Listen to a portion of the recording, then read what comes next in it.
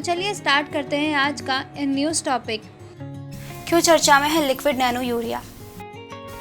हाल ही में प्रधानमंत्री ने गुजरात के कलोल में पहले लिक्विड नैनो यूरिया यानी LNU संयंत्र का उद्घाटन किया। यह स्वदेशी यूरिया है जिसे सबसे पहले भारतीय किसान उर्वरक सहकारी लिमिटेड यानी IFFCO द्वारा दुनिया भर के किसानों के लिए पेश किया गया था। क्या है लिक्विड नैनो यूरिया? यह नैनो कण के रूप में यूरिया का एक प्रकार है। यह यूरिया के परंपरागत विकल्प के रूप में पौधों को नाइट्रोजन प्रदान करने वाला एक पोषक तत्व है।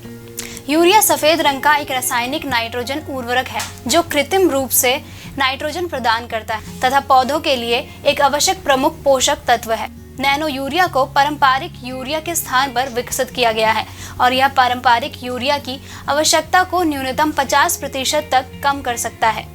इसकी 500 मिलीलीटर की एक बोतल में 40,000 मिलीग्राम या लीटर नाइट्रोजन होता है जो सामान्य यूरिया के एक बैग या बोरे के बराबर नाइट्रोजन पोषक तत्व प्रदान करेगा। क्यों हुआ निर्माण?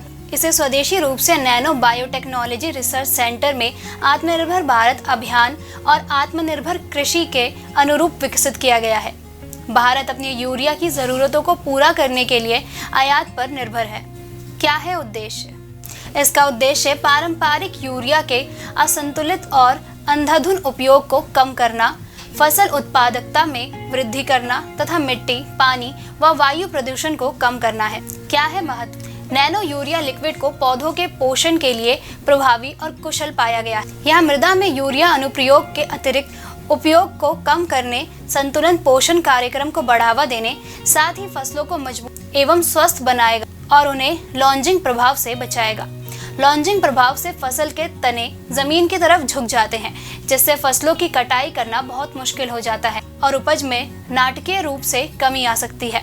भूमिगत जल की गुणवत्ता और सतत विकास पर भी इसका बड़ा सकारात्मक प्रभाव पड़ेगा। साथ ही जलवायु परिवर्तन एवं ग्लोबल वार्मिंग में कमी लाएगा। यह किसानों का पॉकेट फ्रेंडली है और किसानों की आय बढ़ाने में कारगर होगा।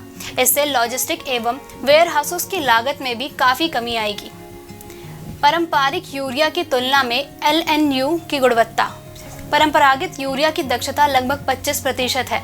तरल नैनो यूरिया की दक्षता 85 से 90% तक हो सकती है, अतः इसकी दक्षता उच्च है।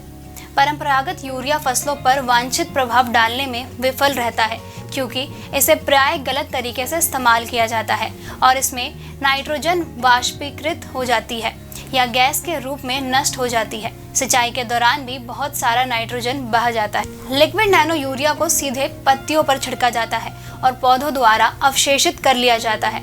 फसलों को पोषक तत्वों की लक्षित आपूर्ति भी होती है।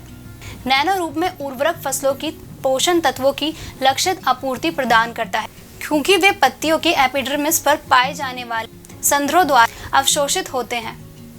नैनो यूरिया की एक बोतल परंपरागत यूरिया के कम से कम एक बोरे की मात्रा के बराबर प्रभावी होती है, अर्थात यह आर्थिक रूप से भी वहनीय है। लिक्विड नैनो यूरिया आधा लीटर की बोतल में उपलब्ध होता है जिसकी कीमत 240 रुपए है और वर्तमान में इस पर सब्सिडी भी भारित नहीं है। इसके विपरीत एक किसान भारित सब्सिडी वाले यूरिया के 50 किलोग्राम की एक बोरी के लिए लगभग 300 रुपए का भुगतान करता है।